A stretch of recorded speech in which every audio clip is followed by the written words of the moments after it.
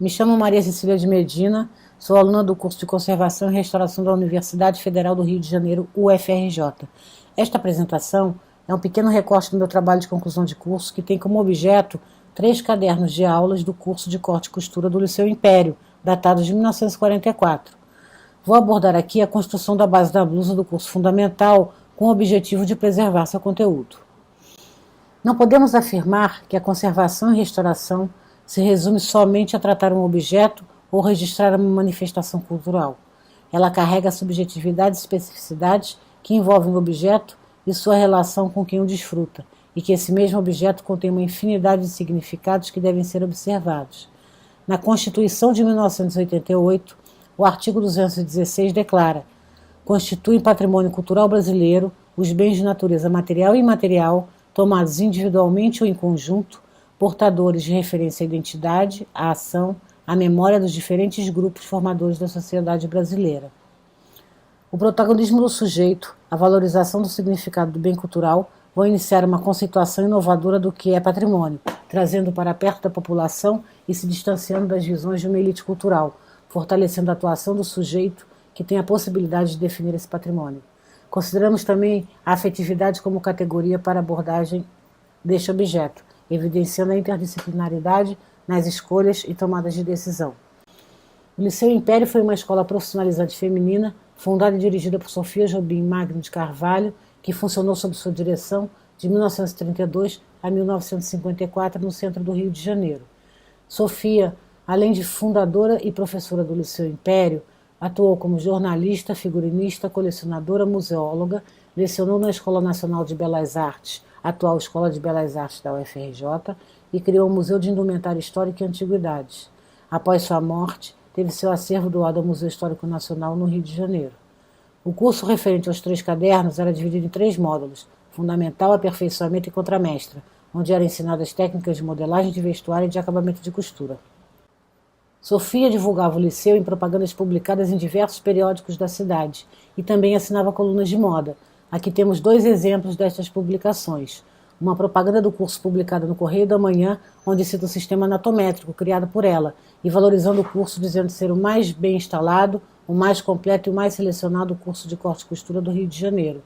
E a coluna de moda Arte Técnica da Revista da Semana, onde apresenta um modelo, sua modelagem simplificada, um pequeno histórico e sua descrição. No final da coluna, vemos que o endereço para a correspondência do Liceu Império. No acervo de Sofia Jobim, no Museu Histórico Nacional, há um livro manuscrito do curso de corte e costura por correspondência do Liceu Império, que pertenceu a Aldo Albanese, datado de 1936 e doado ao museu em 2010. Em sua introdução temos o seguinte texto: numa época de desenvolvimento e evolução, quando todas as ciências e todas as artes procuram atingir o apogeu, não seria natural que a mulher, contrariando todas as leis físicas do progresso, permanecesse na mesma rotina. Dispondo ela de grande senso artístico e de fértil poder imaginativo, entendeu de modificar a sua indumentária, dando-lhe um cunho artístico, embora mais simples à primeira vista. Assim, nossos feitios, difíceis de serem executados, exigiram novos métodos e novas teorias.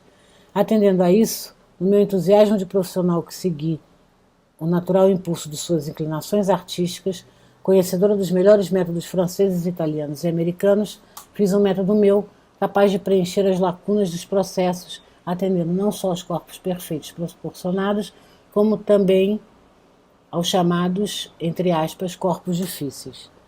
Esse trecho denota uma preocupação com o lugar que a mulher ocupava na sociedade, propondo, através do ensino de corte e costura, dar qualificação a esta mulher, como também valorizar seu método de ensino.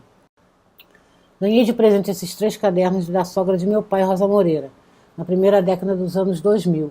Eles ficaram guardados por um longo período até eu entrar para o curso de Conservação e Restauração, onde tive a oportunidade de poder analisá-los de um ponto de vista mais técnico em relação à sua materialidade e seu conteúdo, utilizando-os como objeto para minha pesquisa. Nesta foto vemos a família de Rosa, seu marido e filhas.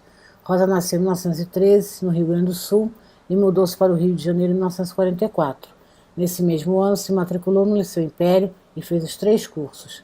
Após completá-los, a aluna estaria preparada para costurar profissionalmente, desenvolvendo seus próprios modelos. Ela costurou para a família por toda a sua vida e eventualmente fez roupas por encomenda. Para nortear a pesquisa, seguimos os seguintes procedimentos metodológicos: pesquisas em fontes primárias na Hemeroteca Digital da Biblioteca Nacional, no Arquivo Geral da Cidade do Rio de Janeiro e no Museu Histórico Nacional. Transcrição integral do conteúdo do curso fundamental com a intenção de preservá-lo, evitando sua manipulação e promovendo o acesso a seu conteúdo. Construção dos diagramas utilizando o programa Inkscape, programa de desenho vetorial de código aberto, seguindo as instruções das aulas para que obtivéssemos o diagrama em escala para a futura análise. Por ser um caderno de anotação de aulas de uma aluna, com organização e linguagem próprias, foi necessária uma análise de seu conteúdo para propor sua reorganização e edição, usando a linguagem do livro Modelagem Plana Feminina de Paulo Fuch e Rosa Almeida. Não foi possível realizar os processos de conservação e restauração em laboratório, pois os mesmos estavam fechados em consequência da pandemia de Covid-19. Por isso, nos concentramos na preservação do conteúdo, transcrevendo e editando para a linguagem contemporânea. A pesquisa sobre esses cadernos fornece elementos para o estudo da memória desses cursos no Rio de Janeiro e também sobre os atores sociais envolvidos nesse processo, estudantes e professores. Nessas imagens, vemos os 3 livros que denominamos livro 1, livro horizontal, livro 2, livro vertical e livro 3, conjunto de folhas soltas unidas por cordão. Os livros 1 e 2 são manuscritos com lápis grafite e lápis de cor e se referem aos cursos fundamental e aperfeiçoamento. O livro 3, referente ao curso de contramestra, é datilografado e contém amostras de tecidos referentes às lições ensinadas, e suspeitamos que era fornecido pelo curso. O objetivo central é a preservação do conteúdo dos cadernos citados com um olhar voltado para as teorias e práticas da conservação. O curso fundamental era formado por 25 aulas e a partir da 8ª começavam as aulas práticas, que seriam intercaladas com aulas teóricas. O curso se propunha a dar à aluna autonomia na execução de seus modelos, podendo executá-los em sala de aula com seus próprios tecidos. A base da blusa é usada para a construção dos diversos modelos de blusa, vestidos e casacos. Temos nesse slide a imagem da página 1 do livro 1 e sua transcrição integral. Essa tabela relaciona a largura do retângulo da base da blusa à inclinação da linha do ombro. Nos slides seguintes, vemos as imagens do livro e sua transcrição integral. Vemos aqui as medidas de exemplo e uma pequena explicação sobre os aumentos ou folgas que eram incluídas na construção da base. Folgas são acréscimos nas medidas do corpo, neste caso, 8 a 12 centímetros na medida total da circunferência do busto. Atualmente não são utilizadas folgas nas construções de base. Percebemos diferenças na ortografia e algumas palavras, como por exemplo pense com S e ausência de acentos. Aqui temos a tabela que define a altura da linha da cava, baseando-se na circunferência do braço. Nesta tabela temos também as medidas do cavado ou cabeça de manga. A aula de base da blusa e seu diagrama, feito com lápis grafite e lápis de cor. O diagrama representa metade da frente em azul e metade das costas em rosa. Na transcrição, o diagrama foi feito no programa Inkscape em escala, seguindo as medidas e instruções fornecidas pela lição.